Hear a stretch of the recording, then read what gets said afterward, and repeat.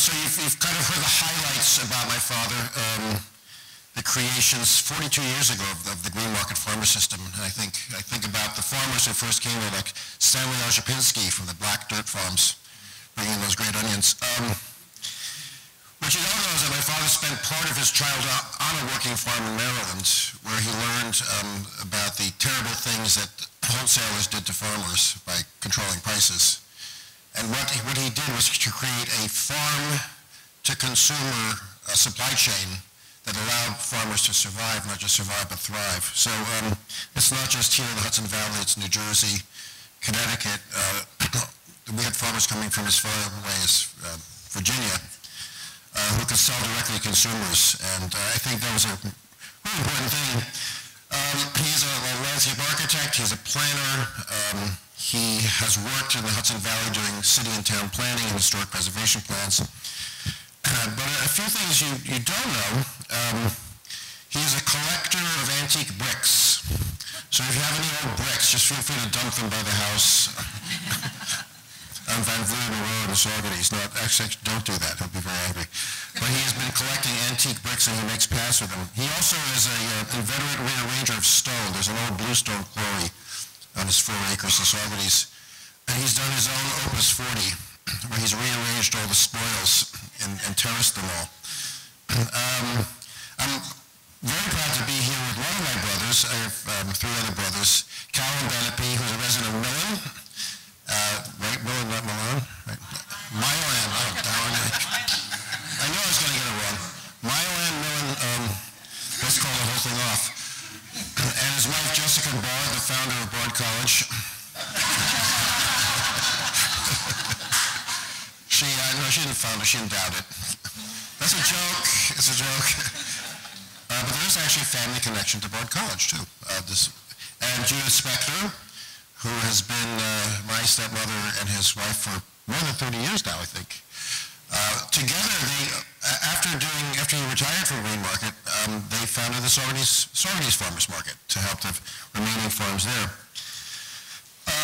But I just want to conclude by saying that this is a man I'm very proud that 2 weeks ago we celebrated his 90th birthday at the National Arts Club in New York.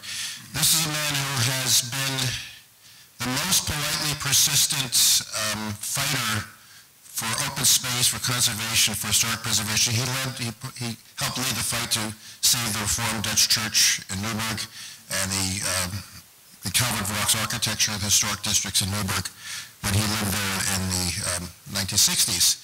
So historic preservation, farming, and I will say this, that the act of creating the farmers markets I would qualify as enlightened self-interest. Yes, he was recreating the European village squares and adding great amenities to New York City. Yes, most important, he was saving the family farm. But actually, the real reason was he wanted to be able to taste a ripe tomato in July in New York, not something imported from Texas or California that had the consistency and taste of cardboard. So it's really, truly enlightened self-interest. So it's my great pleasure to be here on this historic day in this historic place to celebrate a man who in no way contributed to the history and the preservation of the Hudson Valley and its farms and landscapes, my father, Barry Benepe.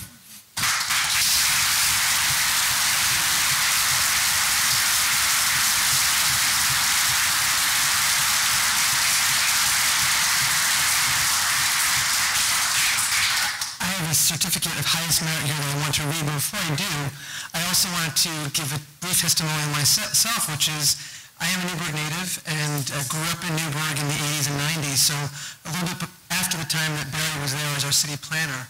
And there are people who come along in the life of a city who sound the alarm about certain things, and I think that Barry, in addition to being a brilliant planner, is someone who has always spoken truth to power and then acted on it. And in the mid-1960s in Newburgh, New York, this wasn't an easy thing to do. This was the era of urban renewal, when a lot of federal money was pouring in, and it was in the city's immediate interest, at least the city fathers, if you will, to take that money and raise so many of the historic structures that occupied our waterfront, which was in the middle of a pretty big transition from being an industrial-based waterfront to more residential. And Barry was there to sound the alarm. And even though we weren't able to save all of those buildings, we saved many of the important ones. And as I was reviewing my notes from conversations that Barry and I have had over coffee in the city here and there, I realized that this very month is the 50th anniversary of the founding of Newburgh Now, which was an organization that Barry founded in Newburgh after being unceremoniously shown the door as city planner because of the things that he was advocating, which were all the things that we stand for now. He founded this organization, Newburgh Now, along with other talented artists and architects and real visionaries in Newburgh, to save the city's East and Historic District. And at the time when that was created, it was the largest in the state. And then a year later, Barry played another role in founding the Greater Newburgh Arts Council, and at the time, its primary goal was to save the Dutch Reformed Church. And at that time, the congregation of the Dutch Reformed Church had just left. It was a perfect opportunity. And all they really wanted the city to do was to award that nonprofit group, the Dutch Reformed Church, and to let it create an arts center out of it, which is really the vision that we still have for it. At the time, the city planners at that time had another idea in mind, which was to knock it down for what they called Courthouse Square, another plan that never happened. And the Dutch Reformed Church now has a much greater mountain to climb because the city wouldn't work with the Greater Newburgh Arts Council at that time. So in all these ways, Barry was showing the way years before people were ready to listen. And it's important as we think about our preservation mission that we honor these leaders in the vanguard of this movement who really made a difference in places like Newburgh and its nadir, one could argue. And so with that, let me read this certificate of highest merit. It's the least we can do for a true giant in the valley.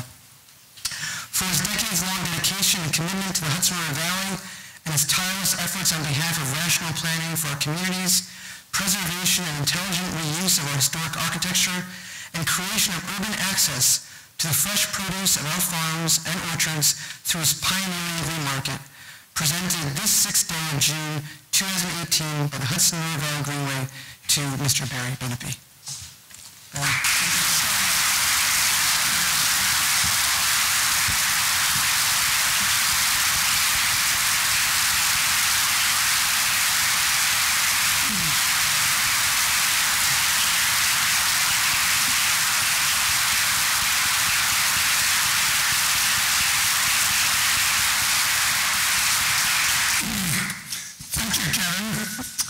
Thank all of you for being here.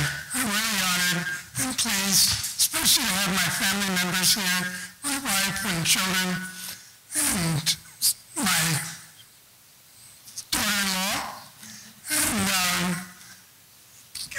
And Stefan did not mention Stefan Yarback, that he's also chair of the Saugerties Historic Preservation Commission and doing a great job on preservation in Saugerties. So thank you, Stefan.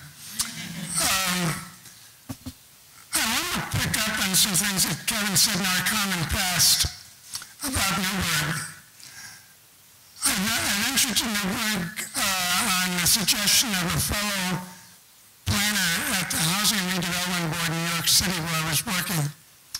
And I had just read about Newburgh in the Times showing Colden Street with its brick-covered streets, and it was on its way downhill. And I was struck by the beauty of it and the failure to recognize its importance.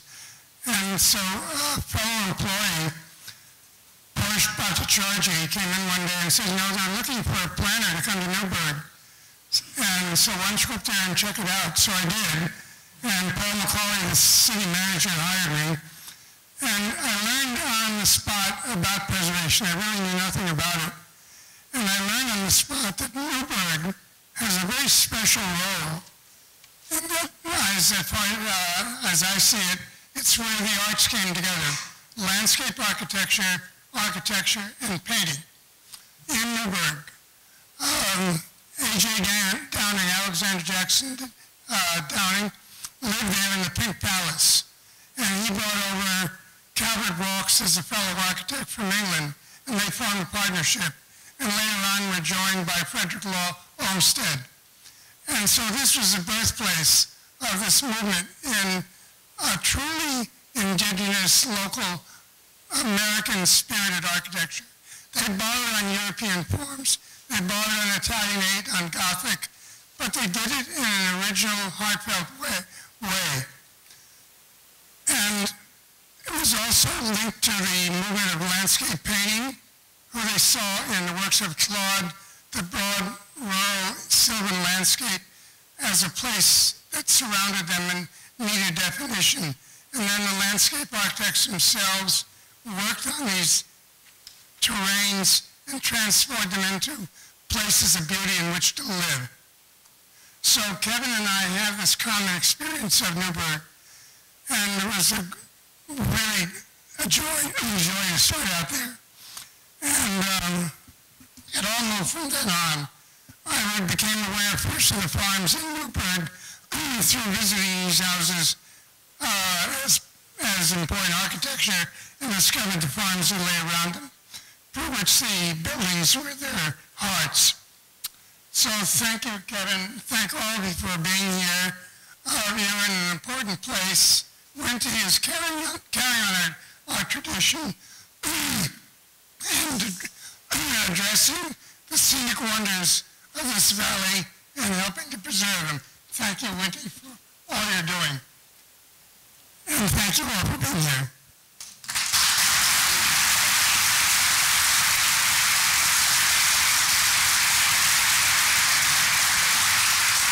Thank you, Barry. I was just thinking that Barry truly does walk in the footsteps of Downing, and if there were a Mount Rushmore of preservationists in Hudson Valley in the 20th century, Barry Benapee would be on it. So thank you, Barry. Let's go for Barry Benapee. Okay, we also have two more presentations to look forward to this morning, and the first is going to be by Kit McManus, who introduced himself earlier up here from the Earth Institute at Columbia University. We're looking forward to your presentation. Yes. Thank you very much, Kevin, and thank you, Scott, for the invitation to speak today. I have to say it's a tough act to follow, but I'll do my best. So I'm here to talk about some planning issues, flood preparedness in particular. Who am I? My name is Kit McManus. I'm adjunct professor of Geographic Information Systems at Columbia University. But most of the time I'm a researcher at Columbia University. I focus on demographic and population information and also local scale flood preparedness. So I work at an institution within the Earth Institute called CEASIN. Has a long name. It's the Center for International Earth Science Information Network. We almost never say that. We always say CEASIN. But we work at the intersection of natural, social, and information sciences. And now for something completely different. Okay, I try to throw that joke out as much as I can. It makes me feel comfortable when people laugh. So I want to prime you a little bit, and don't have to look far for examples. If we think back to September of 2017, Hurricane Harvey came into Key West, Florida. It caused, historic damage there. If we look at our own area, we don't have to think very hard to remember Hurricane Sandy and all of the damages that were associated with that. One thing that we found that, again and again, people don't always have in mind when they're planning is the domino effect that happens when these natural disasters come through. We saw it in Fukushima with nuclear plants going down after the tsunami. No one was really anticipating that. In Hurricane Harvey, we saw that there were a lot of chemical producing plants in the area around Houston that flooded and, caught on fire and caused long-lasting impacts, based on critical infrastructure that we don't normally think about first when we think about flood preparedness. So with that in mind, for the past couple of years, jumping the gun a little bit, we can remember in Hurricane Irene in Windham, New York, we had severe flooding in the upstate portions. You remember Hurricane Sandy was more in the southern reaches of the Hudson that we had the biggest impacts. Hurricane Irene in the northern reaches had very big impacts. To set the stage for this research is the New York State Community Risk and Resiliency Act, or CARA. I'm sure it's near and dear to many of your hearts.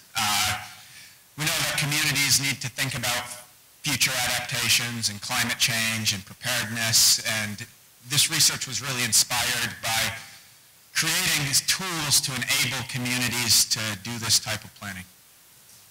So the primary project objectives here is funded by NYSERDA is we wanted to utilize some state-of-the-art flood mapping methods to improve upon the techniques used by FEMA, and we wanted to produce an easy-to-use free and online mapping system that planners could benefit from.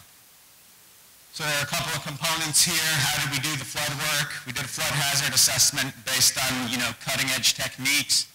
We had a historical analysis of more than 700 hurricanes and tropical cyclones that we then supplemented with synthetic storms. We say 700 is quite a few storms, but we would like to run more scenarios. So we created some synthetic storms to, model out some potential impacts. What if Hurricane Sandy were to hit directly into Jamaica Bay rather than into New Jersey, that type of thing. Then we used statistical analysis to kind of bound our certainty on this. Then the results showed something that, may be local knowledge to people, but is a surprise to us.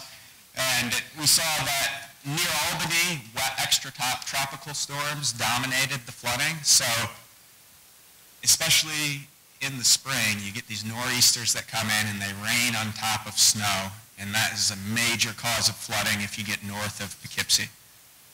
In the Poughkeepsie area, we see a mix. We see these spring floods with the rain on top of snow events, the freshets, but we also see some impacts from hurricanes that cause wave action up the Hudson. And then, of course, in New York City and Battery, it's dominated mostly by the wave action from hurricanes. So we're not only interested in the physical model, we also are interested in social impacts. So we've put together a social vulnerability index trying to identify the communities where people are least prepared or least resilient to flood impacts.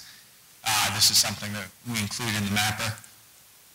And then the critical infrastructure I mentioned in Hurricane Harvey had these chemical plants catching on fire, so we knew for sure that we wanted to model all the critical infrastructure in the Hudson Valley. So we put together a database. A lot of these information is out there in different counties, but there wasn't really a holistic thing for the valley easily available. So we combined a lot of critical infrastructure, things like schools, police stations, even railways and bridges, and put them into a relational database. Then we also said, we have to look at the opposite side of this problem as well. There are all of these engineered solutions out there that may be vulnerable to risk from disasters, but there's also some natural resilience features in the area that can ameliorate the risk from natural disasters. Things like tidal wetlands in the Hudson, I know, is a very big and important topic. So we included that in our analysis as well. And then, finally, we ran all of this information through a HAZIS type model. Like FEMA has their flood model that they call HAZIS. What it does is it tells you how many buildings might be damaged based on a certain flood height and how much loss in dollar terms would you expect from that damage. So at the end of the day, we brought all of this information together into an interactive mapping application. So we took more than 80 different sea level rise and storm return periods. So we know that sea level rise is very likely going to be a factor for us in the future, but we also know the intensity of a storm, or what we call the storm return period. Is it a 1,000-year storm? Is it a 100-year storm? Is vitally important to understand how the difference in the intensity is going to change impacts, which, a bit of an aside is through this research we found that Hurricane Sandy could be marked at around a 300-year storm in New York City. So we're talking about storms existing that are 1,000-year occurrence storms, like 3 times the intensity of Hurricane Sandy. So however bad Hurricane Sandy was, it wasn't as bad as it could have been. So this online application allows people to sift through our results. We can describe statistics of different scenarios. What if Hurricane Sandy hit and there were 6 inches of sea level rise, for instance? What type of impacts would that cause? We make all this data available for download for people to use. The if I had more time, I would take you through a demo, but I have the links here, and I hope I can share these slides out afterwards so people can take a look. But we're continuing to improve on this work. There's a large demand when we were doing this from NYSERDA and from basically everyone in the community for parcel level evaluation of risk. We weren't able to do that with the information that was available. So a lot of counties have building footprints, some do, some don't. Some counties have them, but they don't really want to share them out. So NYSERDA funded us for a project to build an open access building footprints database. We've been working on that for the past couple years. The Hudson Valley region should be released around the fall. And again, this is building footprints that we've manually digitized from New York State imagery that will be openly available for anyone to use for any purpose. So we look at it as a great leap forward. Like I said, the Hudson Valley should be ready in the fall, and then about 2 years after that, we hope to do it for the entire state. And then, you know, the very latest things that we've done is we've modeled the Long Island Sound. So this work initially modeled only the banks of the Hudson, but we added in the Long Island Sound, especially the portion of Westchester County where there's a lot of high-value critical assets sitting on the Long Island Sound. And we've mapped inundation from sea level rise without the influence of storm surge. So I know my colleagues at Scenic Hudson do this as well, and they do a great job of it. But we had some demand from our user community to look at sea level rise without the influence of a storm. So we created animations for all these scenarios. You know, when a storm happens, it drops a lot of rain, and then usually like 24 to 48 hours after that, it starts to drain out. So the timeline of a storm is really important for analyzing risk. And then, you know, we've done this flood extent resolutions at 1 meter. I don't want to get too technical here, but very high resolution with the state LiDAR data. So again, there's a demand from the community to look at higher and higher resolutions for this stuff. We allow all this data to be downloaded. We're doing training webinars and conducting presentations like today. And I don't have a slide for this, but where I hope to see this go in the future is for us to start leveraging emerging technologies to communicate this information more broadly. So if you could imagine taking some of this GIS data, going out in the field and holding up your cell phone against your house and seeing how deep would how much would 18 inches of sea level rise affect me? Is the flood going to reach my doorstep? This augmented reality or mixed reality that we're seeing. There's also things like 3D printing. So I've taken some of the state LiDAR data, and I printed a cell phone case for myself, but it's actually, you know, real information for the town of Roscoe, New York here on the elevation. So these are the types of things, like I could get up here and talk about flood preparedness, and 40% of people or maybe 80% of people are just going to gloss over, you know, they don't hear it. But if I bring out a model like this, it makes sense. If I can bring out augmented reality, I can communicate things very quickly. You know, planning boards, there's a wide array of people from different backgrounds, and we want to make sure everyone understands the risk. So I think emerging technologies really provide that opportunity. So thanks again for the opportunity to speak today, and I'd be happy to speak to anyone after the event about any questions.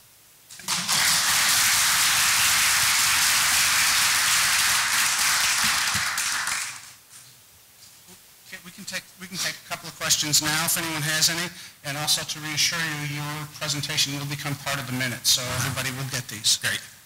Does anyone have any questions? Yes. When any of your modeling, are you taking into account the tidal influence? Recognizing that some of our worst storm events have impacted us during either really high tide, maybe king tide, something along those lines. Yeah, that's right. I mean, it's tough when you condense it into one scenario, right? So you're right, you could have, you know, the moon has this 28-year cycle where the king tide in the 28th year is actually bigger than it is in the first year of the cycle as well. There's a lot of complexity that we could take into account. What we did take into account, though, was precipitation inputs and oceanographic factors like storm surge. So in short, no, we haven't taken into account tidal flooding, but we do map mean high water, so we allow people a basis to compare. Yes. Yes. I'm a member of the Hudson River flooding tidal task task force, I guess it has a lot of words in it, that was organized by DEC and Scenic Hudson and a number of other groups over the last 5 or 6 years. We've been working together on our communities. Are you in contact with that group? And Yes. like Kristen Marcel? Yes, Kristen in particular, we've worked very closely with on this project. And Amanda Stevens is our project manager at NYSERDA. But the DEC actually has had quite a very large influence on the work here.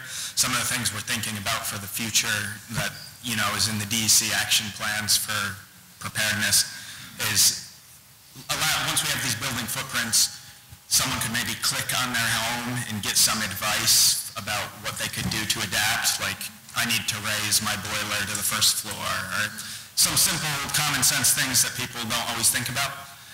So in short, yeah, we've worked very closely with Kristen on this. There are a lot of small communities that don't necessarily know how to utilize all the technologies, and that's what's in this group, so. Yeah, it's always our aim to make, when you make a web mapping application, it should be intuitive for anyone. That's what we're trying to do, but it's hard to do that sometimes. But I think we've communicated this information in several different ways to try to hit on different types of learners. Thank you. Thank you. Who's the head of the Earth Institute now? Oh my God. I just met him. Alex Halliday is his name. He's a fellow from Oxford. He actually just became the head of the Earth Institute like 2 weeks ago. Can you tell us about him at all? He's a geologist. I had a short meeting with him. I don't know too much about him, but he has a very, optimistic view for what we're going to do, especially he sees the Earth Institute as working with policymakers at a level that most universities do not. Well, tell him a little bit about the Earth Institute.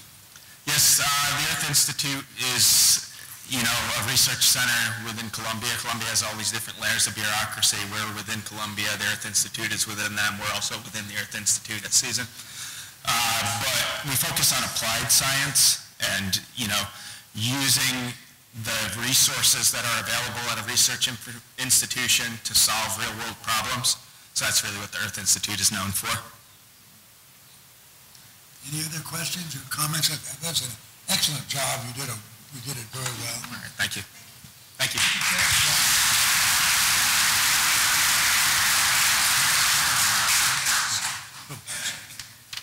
All right. Now it's my pleasure and my duty, really, to introduce Jennifer Carlquist, who is a West Bank person, but we've now finally got her across the river to Boscobel. And Boscobel, which has been on the East Bank, actually was a little further down, closer to New York, for many years, since the Revolution. And Jennifer is, and this is the fact, the best thing that's happened to Boscobel since the Revolution. And Jennifer, and that's true, publicity. Thank you very much. All hyperbole aside, thank you so much, Barney, and thank you very much, Scott and Kevin, for inviting me today. Mr. McHenry knows all too well that Boscobel has indeed been dealing with some landscape issues, particularly this year, and it's my great privilege to speak with you today. Just a brief presentation on 3 of those issues. Boscobel House and Gardens is a museum of decorative arts that also boasts 112 extraordinary acres along the Hudson River in Putnam County, just south of Dutchess County, between Cold Spring and Garrison, for those folks who have not yet been there, and I hope you all have.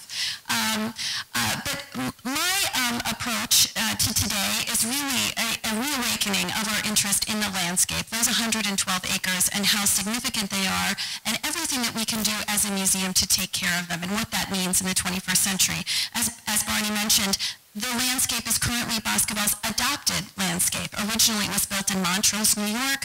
It was demolished in 1955 and rebuilt with old parts. So what we have currently is an historic structure that has about 20 to 30% original fabric, and the rest is recreated based on period drawings that were taken and done. So it's it's a story of saving, and I feel like it's a perfect progression, really. We're talking about architectural salvation, and thank you so much for all your work in Newburgh. I live in Newburgh. Thank you so much for this discussion about saving landscapes and communities and how weather impacts that, because weather has certainly impacted basketball. So our first mission this year, addressing landscape, is really a question of stewardship. This is just three of the, I'd say about 200 images of tree damage that we experienced this winter, starting with nor'easters in February, again in March, and then a microburst of a tornado just a few weeks ago. And Newburgh, of course, is terribly harmed by it. So was basketball, and we lost at least 36 trees. It has cost an extraordinary amount of staff effort, risked the life of our facilities manager, who barely survived the tree that crashed into his truck while he was in it, and really has caused tens of thousands of dollars in unbudgeted emergency tree work that insurance just doesn't cover. And I'm sure there are other sites. I'm thrilled to see Carol Cook here from Gomez Mill. They were better off. Well done, Carol. You avoided those trees. But we weren't so lucky at basketball. So we're still recovering from this, and we're going to be recovering for some time. It required us to look at the landscape from an emergency perspective. What can weather do in an instant that changes your operations? And it's something that we're still dealing with. We need to repair our trail, our woodland trail. It's about 1.1 acres that winds through formerly pristine woods, and really figure out what basketball is going to look like going forward. That is part of an overall strategy this year to address how this house and how our museum collection relates to the landscape. It was something that we had planned to focus on this year, and in part based on the work, the realization that the interiors of basketball, for which it's so well known, some of the most beautiful rooms in America, are really intricately linked to the gorgeous landscape that's just beyond those windows. Throughout the interiors of basketball, objects were chosen that reflect the beauty of the Hudson Valley, that reference the beauty of a riverscape, that reference the beauty of mountains. And we see that throughout our collection. Some of the few objects that we, that we exhibit that are actually original to the house is this dessert service acquired by States Dykeman, for whom the house was built. He acquired this dessert service in 1803, hand-painted landscape scenes from famous English country houses that he brought back and imported to New York so that he could celebrate the pastoral landscape in his home. That connection between landscape and domestic space is something that basketball needs to explore, and we really are the premier museum to engage in that interpretation and that research. This is just one of those dessert plates that was painted after a Turner painting of Fonthill House. Just 2 years ago, basketball acquired an extraordinarily rare suite of chairs with landscape-painted tablet backs that relate to Summit Bayou Bend in Houston. And more we're making this connection between the tradition of decorative landscape painting that we see on furnishings such as chairs, mirrors, clocks, and how that does indeed relate, and in many cases predates the Hudson River School. So that's research that we have ongoing, and it's a way to connect basketball's collection and its historic structure to the landscape, something that I am thrilled that the Greenway is interested in as well. But really how we use these acres going forward is changing. We're doing more and more outdoor programming, which is of course terrifying when you're thinking about weather. This is basketball's view. We have an expansive view, and since Bessie Jacks is not here, I can say it's the most beautiful view of the Hudson River. That extends from Newburgh Bay all the way down to the Bear Mountain Bridge. We overlook West Point, and really it's a pivotally important, from a historical standpoint of the importance it played during the American Revolution. It's pivotally important for the artistic tradition and the cultural tradition in this country, that this was one of those checklist spots in America. Have you painted Niagara Falls? Have you painted the Hudson Highlands? Many major Hudson River School artists came through this and continue to draw inspiration from our landscape. We're also adapting conducting programming on these grounds. So we hosted the Greater Newburgh Symphony Orchestra just 2 weeks ago, which is the image up on the left. Just last weekend, we hosted the Constitution Marsh Audubon Society coming to talk about turtles. So how we connect that landscape and really tell broader stories of the Hudson River, which to me is a story of art and design, of history, and of landscape and nature, and how all of those things intersect right here in this very special place. Thanks to a grant from the Greenway that we received in April, Boscobel was able to launch its very first landscape and landmarks tour, our very first outdoor tour, a guided tour that involves audio recording from people like Bob Boyle, Bobby Kennedy Jr., Pete Seeger, and we weave that with live guides as we stop along and really explore our 68 public acres. So we're involved with stewardship. We are focusing very much on expanding our interpretation and scholarship and connecting all of those dots at Boscobel. And this third big project that's landscape related at Boscobel right now is we've just engaged the firm Reed Hildebrand to redesign our master site plan. Boscobel opened to the public in 1961, and our plan has not changed. It has not been updated. It doesn't really currently address or support the program we do, what visitors expect, or really our current operations or environmental standards here in the Hudson Valley. So we're looking to update all of those things, respect all of those wonderful aspects of Boscobel that we adore, that connection between design, nature, and history, and yet really update it for the next 3 decades. So we're very excited about that, and thank you so much. I hope to keep you up to date as these projects unfold, and goodness knows, learn a lot from the Greenway as we go forward. So thanks so much.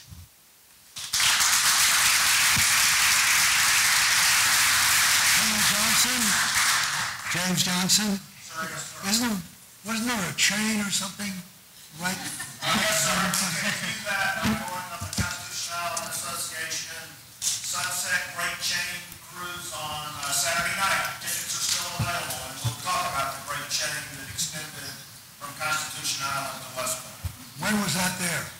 From April 1778 till the end of the war. Probably last in the spring of 1782. You think it's still, it's a pretty deep spot there, right? Yeah, unfortunately, only 13 links that we can prove. There are a few others that maybe are in existence. The rest was smelted down, probably. How deep is chain that Mr. McHenry would like to find. But it is an important part of history. Boscobel is I confess that I have some personal involvement there, but is that at West Point, James, we'd be speaking English if it's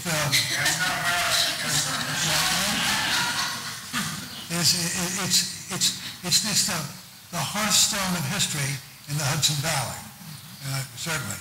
And Jennifer, thank you very much. Probably somebody had some questions about Boscobel. Yes. Yes, sir. Do you, Jennifer, foresee any additional land acquisitions or easement acquisitions to protect that wonderful place? Jennifer?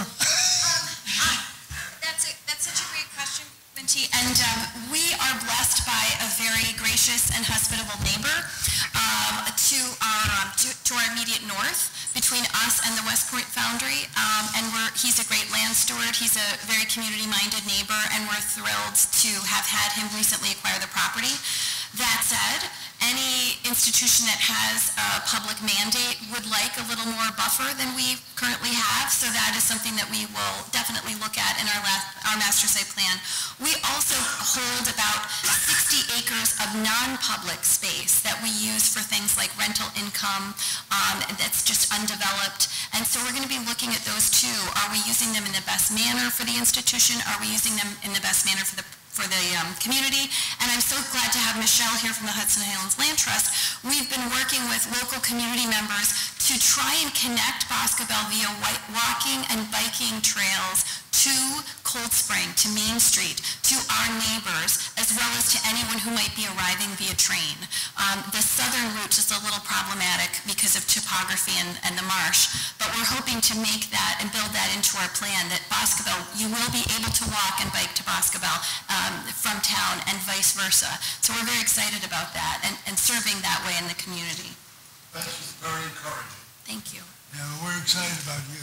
Is it, any other questions or comments? And Kevin, thank you very much, Thank you, sir. Ms. Carquist.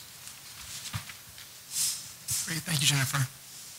So now we move into the business portion of our meeting, and we kick that off with a review of the agenda and any board member comments on that agenda. So this is for those gathered around this table. Any comments before we move forward? Okay.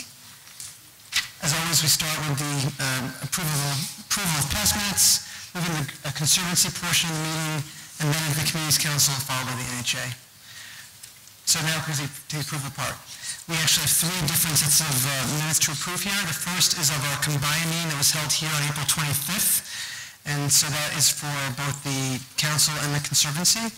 And so I need a first and a second for that to approve those minutes, unless there are any questions. Peter first, thank you. And a second, Stefan, great. All in favor? Aye, okay, thank you. Yes? Okay, do it, Jane, that's right, we missed you. That's right, you were traveling.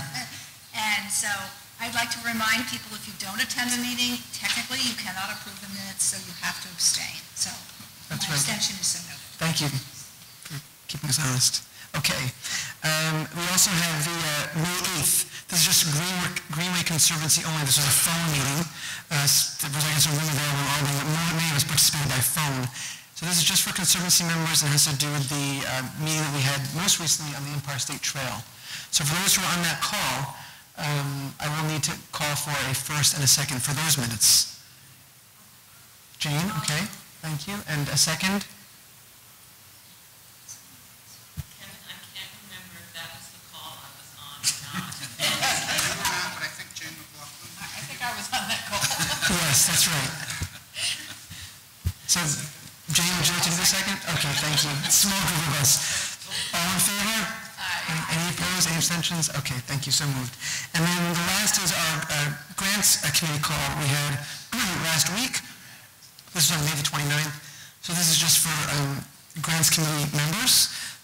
Again, a small group of us. Okay, Bob first, second. Okay, Cindy. Okay, great, thank you, Cindy. All in favor from the committee? Aye. Any opposed? Any abstentions? Okay. All accepted. So now we move into the conservancy portion of the meeting. For that, I will call it to order and then turn it over to Scott. Don't sit down.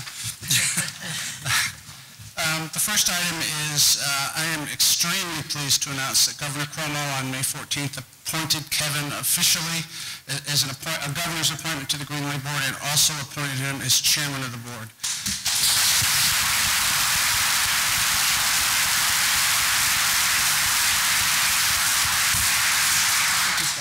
Kevin has served as acting chairman for 6 years, 5 years, not quite that, 60 years.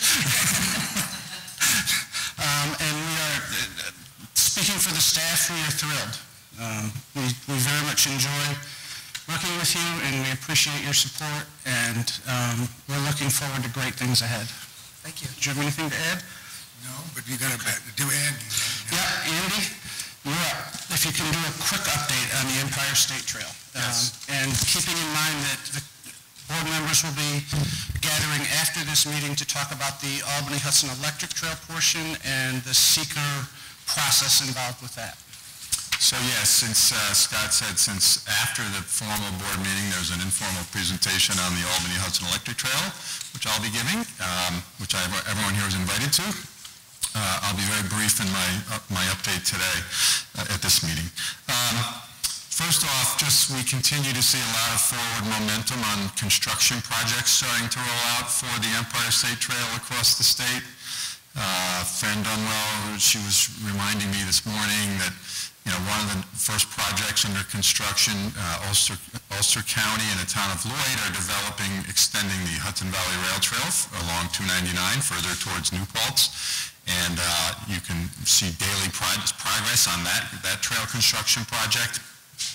And then DOT will be breaking ground this fall or starting their work on continuing it the rest of the way along 299 across the thruway bridge to link to the village and exciting progress there.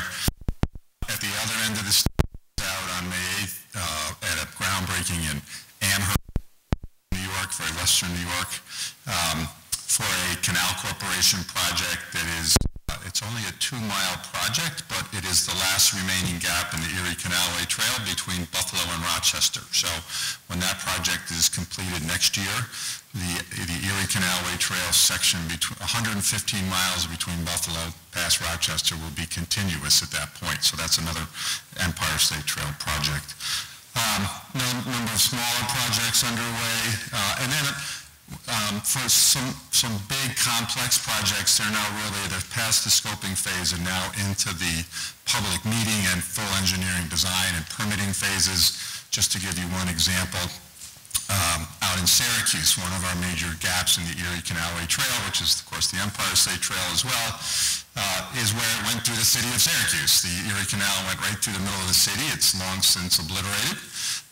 But a series of projects are underway that will connect between shared use path, canalway trails, and some on-road bicycle lanes and routes, closing the 14-mile gap from Camillus through Syracuse to DeWitt, where the trail picks up again.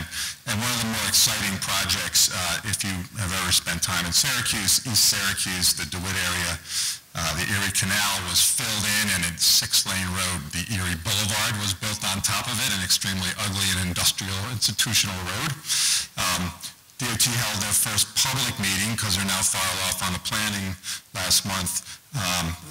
It's a 6-lane road. It's going to be reduced to a 4-lane road, creating room to reestablish the Erie Canalway Trail on the historic Erie Canal route. So very, very exciting to unpave paradise and unpave the parking lot and bring back paradise. So a lot of these bigger projects as well. Tomorrow evening I'll be in a public meeting where we are describing 2 projects between Schenectady and Amsterdam that will close the remaining gaps there, so the trail will be continuous, for example, as well.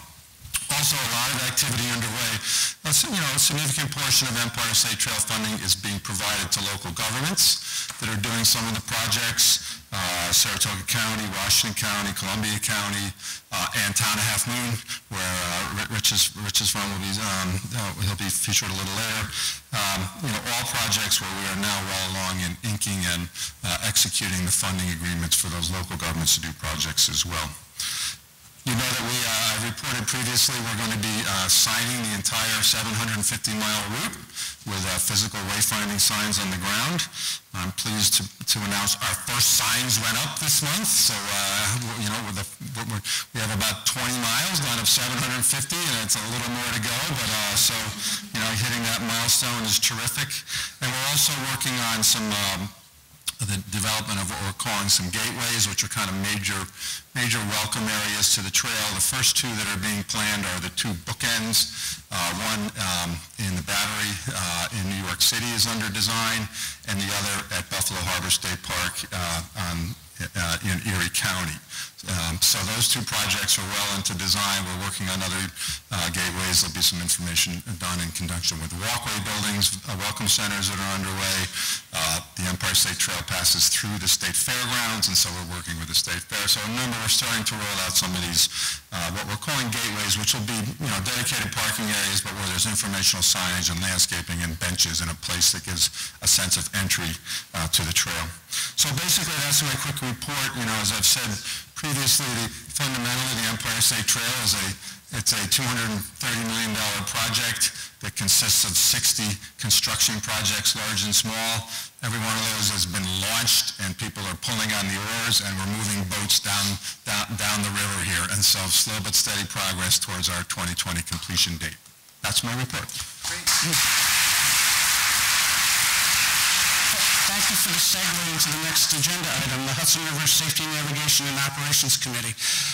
We met yesterday, Fran was there, and what we were doing primarily was setting an agenda for a public meeting for the entire committee, which will occur in late September or early October. Anyone who was involved in the Ports and Waterways Safety Assessment, either as a panelist or as an attendee, will be invited, and there will also be more public notice also given to bring everybody together. Purpose of that is to advise the group what what the steering committee has been working on the last few months, and to update them on the plaza from the Coast Guard, and then to hear from them what they feel are the important issues. And we will put those together and probably develop a 5-year agenda for us to work on the steering committee. So. Thank you, Scott. I want to step back for a minute to say how pleased we should all be, and I think we are, that the great trail system that you just described is moving forward. Some would say slowly, but I would say carefully. It's extraordinary because and this is who said it? 230 million? Yeah. And that is, 200. That's adult money. It really is.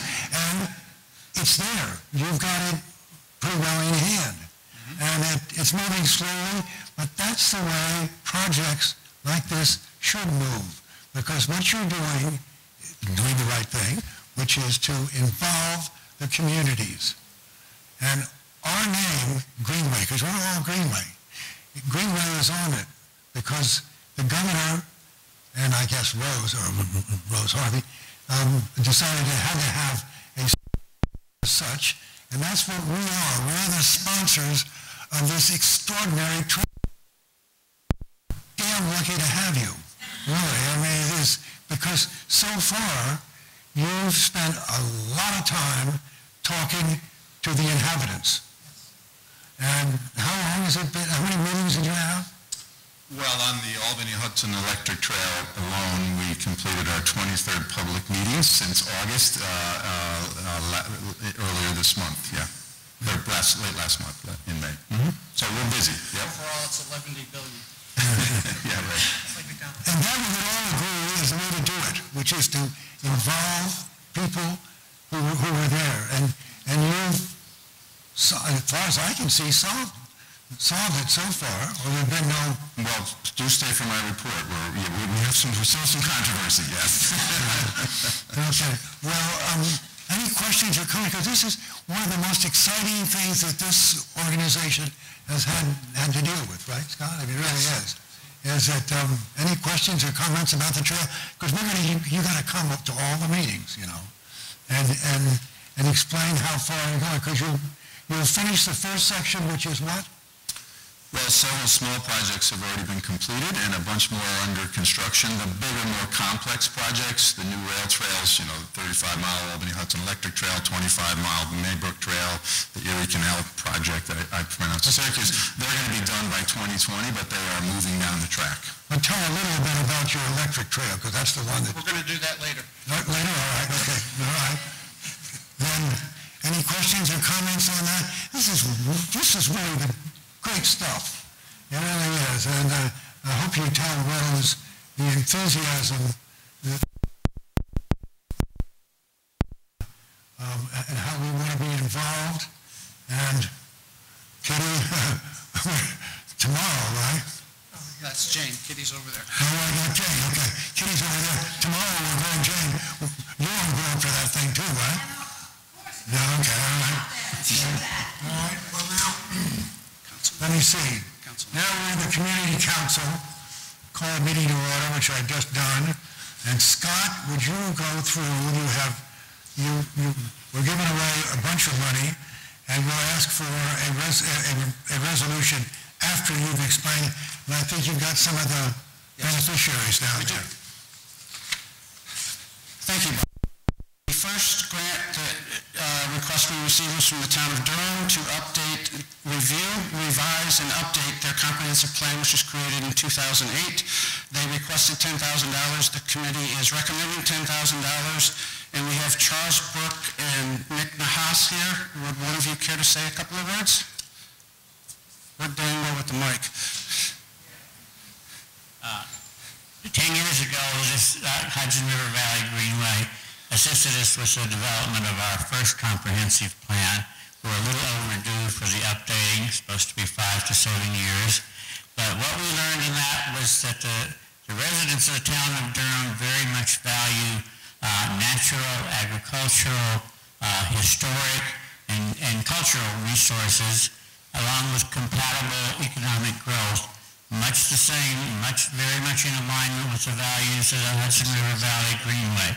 So we are very much appreciative, and we thank you and much of that money is going to go into gathering input from all of our residents, as are the other events going on. So thank you very much. You're welcome. The town of Fort Edward has a state-designated important birding area, which the state is looking to expand, and they have requested $2,500 to assess potential visitation and economic impacts for the birding center. As I said, they requested $2,500. The committee is requesting $2,500. I don't believe we have anyone here from Fort Edward, which is a hall. All right. The next one. That's the first time we've done money for birds. It is the first time we've done money for the birds, yes. The next grant request came from the town of Half Moon to establish a Vosburg Road preserve on town-owned property and establish a rail. They requested $10,000. The committee is recommending $10,000, and we'll just skip over this. No, wait. Rich, go ahead. Welcome back. Thank you.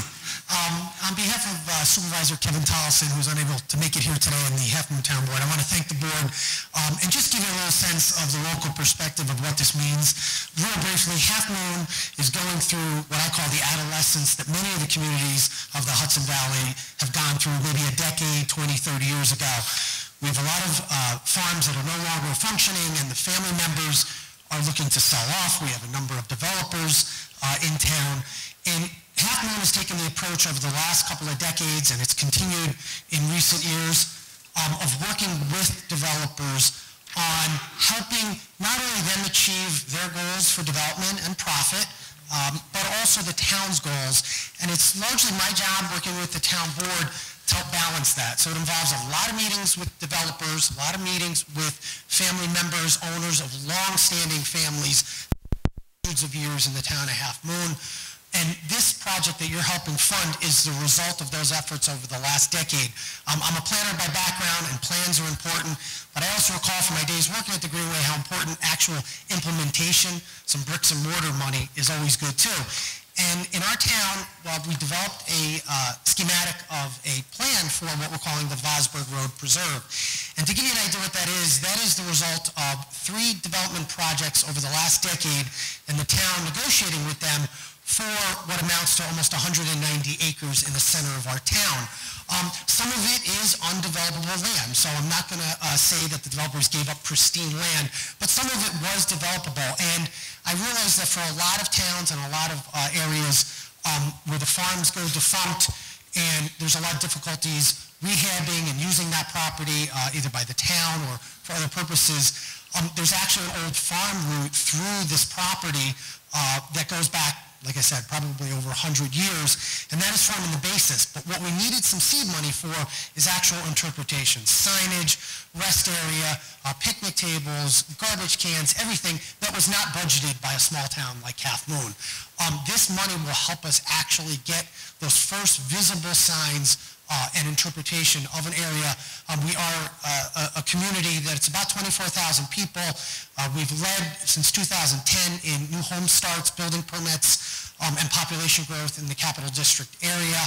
We're feeling those pressures of development, and to have 190 acres in the middle of town and now some seed money to actually make people understand that it is safe, that there's a parking lot, that there's an encouragement by the town to have the public use it. You guys are helping fund that seed money that is not available through a lot of other grant opportunities.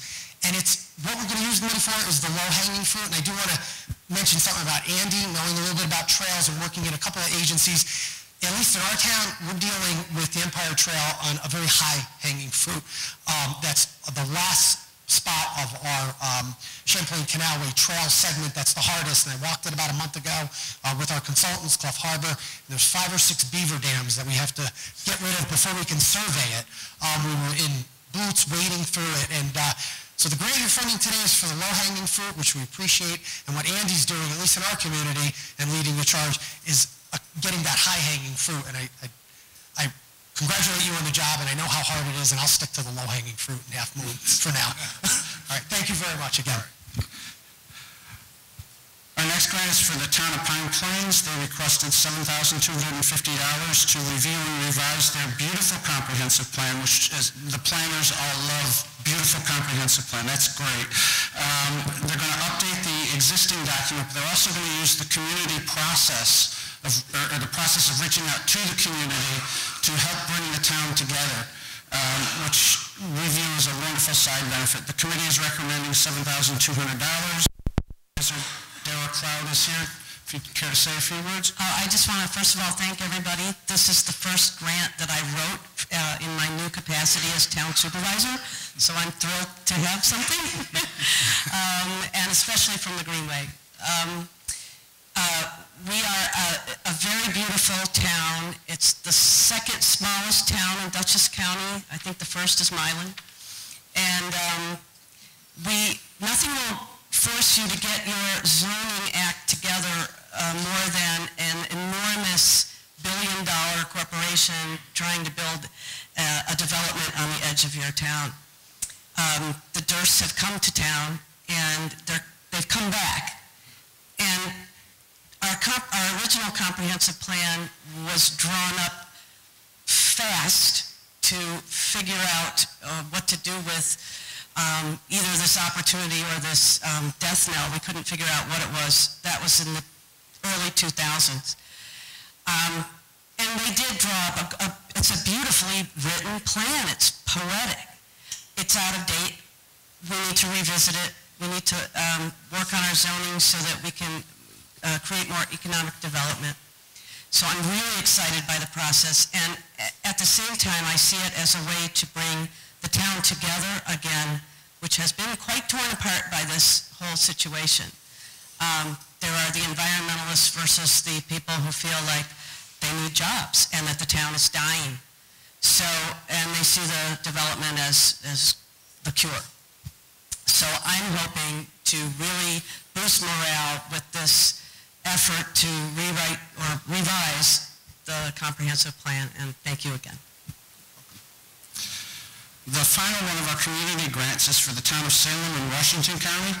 They have a museum, the Georgie Museum, and a park on the bank of the Battenkill River, and they are looking to build a trail as a connector to a number of sites along the museum and park.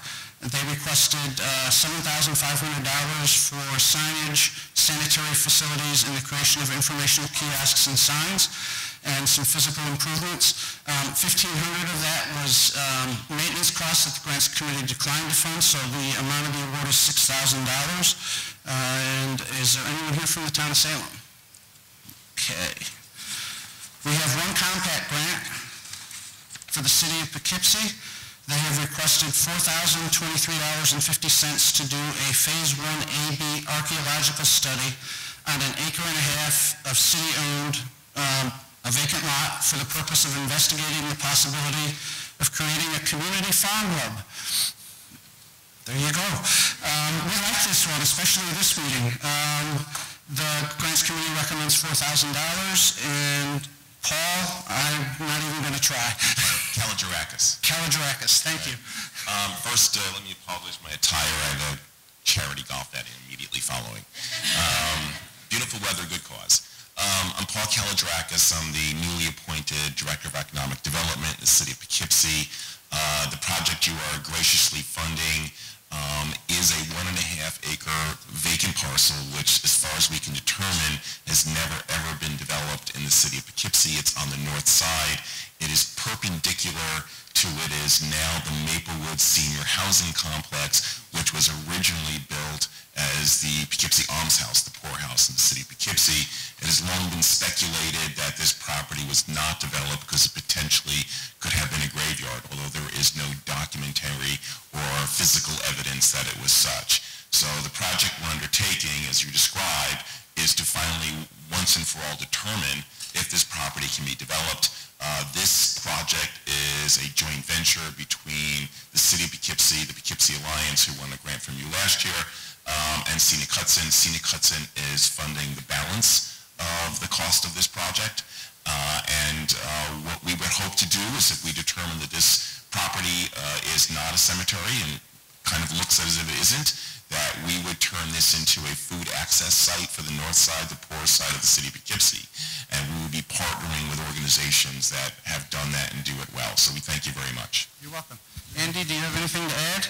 Or is this outside your bailiwick a little? It's a great project. Your staff has been very involved. Paul, you're doing a great job. And as a non-voting member, I don't think I should comment further, but it's a project Scenic Hudson's very excited about. You're an advisory member. That's right. So you can advise. We do have, before we move on to the vote, we also have a request for designation from the Village of Corinth in northern Saratoga County as a Greenway community. This came in literally Monday night, so they got in right under the wire. This is another one of the communities that our friend Jeannie Williams from the Canal Towpath up in Warren and Saratoga counties has worked on for us. And we are looking forward to having them as one of our communities. Chairman? Okay. So now we call, or I call, for a vote on the total is $39,700. Robert, you're moving it? Second? Thank you, Randy. All those in favor, please indicate by saying aye. Aye. Those opposed? Thank you very much. We now, this is a lot of money. And it's as Kitty Hart used to say, you'll all probably remember Kitty Hart, money is like manure. If you don't spread it around, it doesn't do any good. And you're really spreading it around. You're doing a good job. Okay, and I guess that's it on that one. It is. We go right on to the heritage area, right? Okay. I actually want to add one thing here, and we're going to do it right off the top. In 2003, Sarah Olson created the Teaching the Hudson Valley program to bring students to various historic sites, including the National Park Service sites, and to also train teachers in how to teach Hudson Valley history. At that time, she hired Debbie Duke to run the program, and Debbie is retiring next Friday, and she is here today, and I would like to ask her to stand up and be recognized and thanked by all of us.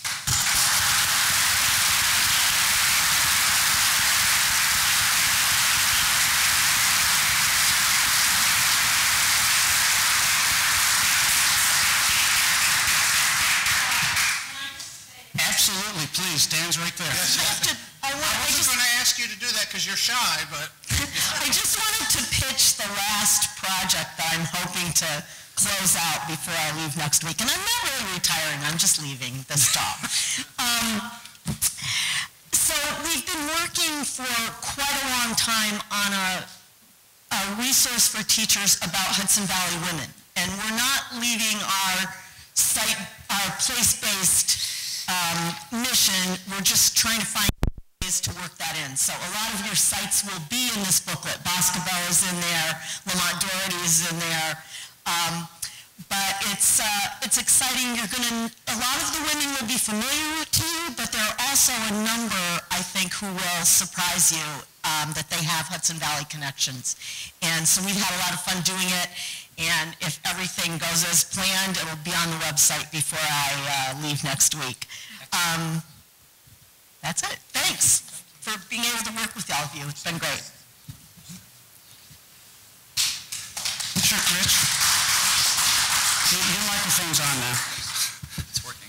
Is this working? Yes. Okay. So, I don't know if you know, but Assembly Member D.D. Barrett has this Women's History in the Hudson Valley booklet, 10 stories from Dutchess in Columbia. So we'd be happy to share that with you as well. I don't know if you've taken some of our... Oh, okay. All right. Good to know. Thank you. All right. Moving on, the Hudson River Valley Ramble is closing in. It will be held the 1st, 2nd, 3rd, 8th, 9th, 15th, 16th, 22nd, 23rd, and 29th, and 30th of September, and it's a lot harder to get all that out in one breath when it's 5 weekends. Beth, when does registration close? approximately? Approximately the end of this week. Okay, so if you have events, please get them registered. And please attend an event. This is 11 this time? No, we're up to 19. 19? Yes. That's incredible. That's great. Yeah, the success has been amazing. And speaking of success, last month, Success Files on PBS is doing a documentary on the Hudson River Valley National Heritage Area, and we completed filming. Wint and Jennifer and Jim Johnson were all interviewed, and there was a student artist who was filmed who may possibly be related to me by birth, and Betsy Jacks was also filmed. So we are looking forward to having that. We hope by September we have something to show you. The Hudson River Train Tour app is now up and live, so if any of you are taking the train, search for Hudson River Train Tour on your app store and open it and download the data before you get on the train because it won't download on the train. Other than that, use a window seat because it works much better than in the aisle seat because the metal roof does tend to block the cell signals. Did everybody get one of these? Everybody got one of those. It was on every chair. That's what he's talking about. Yeah. So, and it was actually featured in the National Park Service's Green and Gray newsletter this week. So we're very pleased with that. Acting Executive Director's report, if you don't mind my moving on, or did you want to? No, but we always like to hear from Colonel Johnson about what's going on in our neighborhood, that is Marist. James? As your academic arm, we're doing an important event tomorrow night at our Oliver Hazard Payne Mansion in Esopus. 1,750 enrollment counselors from the Northeast are visiting Marist this week, and we're going to have about 120 of them at the Payne Mansion doing a Civil War program. So I will be a Union colonel for a change. There are a lot of things wrong with that, but I'll do my best. We're having a lecture on the 14th of June at Marist. David Schuyler has a book some of you may already know about, Embattled River, so we look forward to your joining us for that. He'll do a book signing as well as a part of that evening. We hope you're enjoying your Hudson River Valley Review, courtesy of Chairman McHenry. You'll notice in here part 2 of his History of the Greenway. So if you've not read this yet, you need to understand your history. I hope you like our new format. We've gone to a larger size, and we hope that that will even help from a retail standpoint for people to see the cover. We've been working with the Constitution Iowa Association. I'm on that board. We did a hard hat tour of the Warner House. The Army has put almost $4 million into a contract to preserve the Warner House. Drainage, structural integrity, roof, interior 2 rooms that needed to be wallpapered, whitewashed. So by the time we're done, hopefully by November, the house should be preserved. And then we can begin to move back the furnishings from Susan and Anna Warner into the house. So I think that's a great, I know, Went, you talk to me all the time about this, so I think the Army has now done great work on that house, as well as a $1.8 million education center. So all those things are coming together at Constitution Island. And also, there's still tickets available for the CIA's Sunset Cruise. Some legendary colonel is supposed to talk about the chain. Thanks. Do you have anything to add, Went? No, it's just that everything is wonderful in the Hudson Valley, and always will be if we keep on the job here. We're working at it.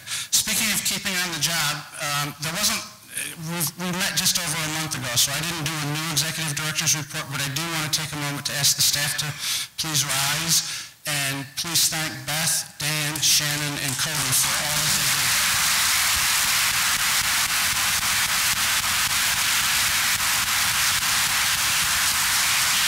And also Chris, who is Barney's right hand and sometimes his left hand too.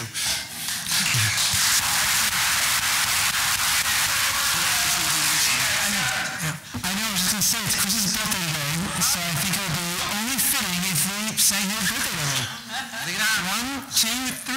Happy birthday to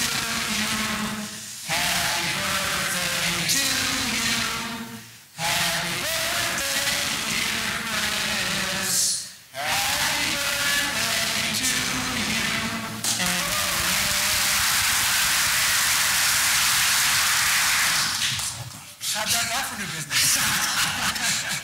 And moving on to new business, is there anyone from the public or the board who would like to make a comment? Yes. Yes. I just want to reiterate again that I am taking a trip of people to Belgium and France this year to commemorate the centennial of World War I. So we'll be there from September 24th to October 2nd.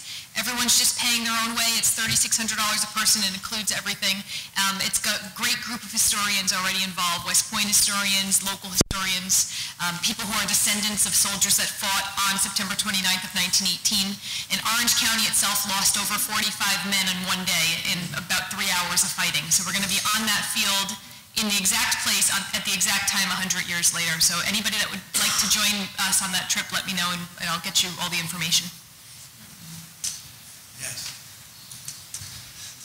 And thank you. And I just wanted to thank you again for the Greenway sponsorship and support of our upcoming workshop series that we have this year. It's called Focus on Funding. So far we've had 2 workshops, one on Focus on Funding for Collections Care, and the other one, of course, was a webinar. And we had both Dan and Beth. Thank you for my props, Chantal. We had the Greenway's grant program was focused at the most recent workshop that was held 2 weeks ago, the day after the macro burst and the tornadoes. So I was grateful for all those who were able to actually get out of their driveways. I was stuck, my house was hit. So I could not attend the program, but I heard it was a great success. So thank you, Dan, for coming and giving some information, and to you, Beth, too. I really appreciate it. And also, it was held at Claremont. They gave a wonderful program. We have 3 more that are coming up. We have one more workshop, which is going to be in partnership with the New York State Preservation League, along with 2 other webinars, one again on the Greenway funding and also on the Preservation League. If you have any questions, we do have information on our handouts here and on Greater Hudson. Perfect, in the back, and on greaterhudson.org. So thank you again for your support. We appreciate it. All right, if there's no one else, I just want to do 2 quick things. Just to continue the Roosevelt theme, I wanted to point out, as you walk back to your cars today, I do encourage all of you to just take a quick the newly restored Roosevelt, which really is a gem now of this property. There's so much that can be said about it, but really, among the many things that I think are achieved through it, is that it really helps to bring back the feeling of the place under the watchful care of Sarah Delano Roosevelt, who was FDR's mother. This was the garden that really fed the family and many neighbors for many, many years. And after the home was turned over to the federal government, it eventually became a parking lot. And within the last few years, that has completely been revitalized. And if you go over there, it's just stupendous. It really is. And you'll see plantings. And also, Winthrop is the one who led the... He sure did. He sure did. Okay, we have another hand for you, though.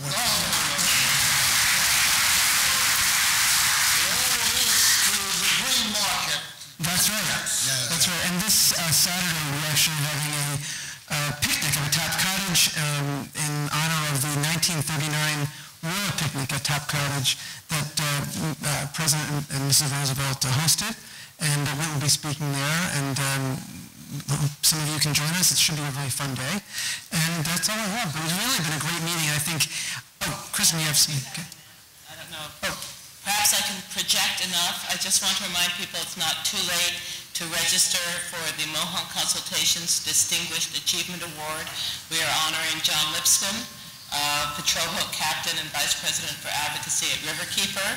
It's this Sunday at Mohawk Mountain House from 5 to 8 p.m. Incredible dinner will be served afterwards on the porch. And among some of the special guests who will be there are John Bowermaster, who is a writer, filmmaker, and National Geographic adventurer.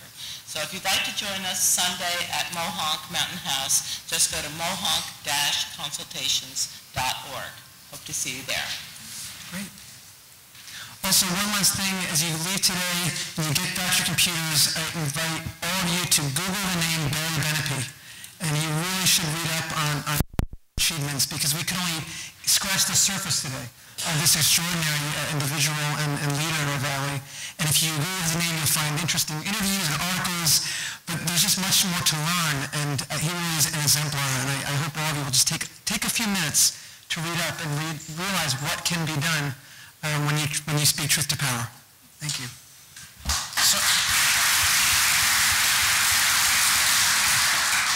If you're all right, that'll be it. For the board members who are staying for the AHET and seeker, we'll reconvene in about 20 minutes right here. Give us a chance to clean some stuff up. And I believe there's lunch out there for the board members, but yeah, they're supposed to be. So thank you all for coming.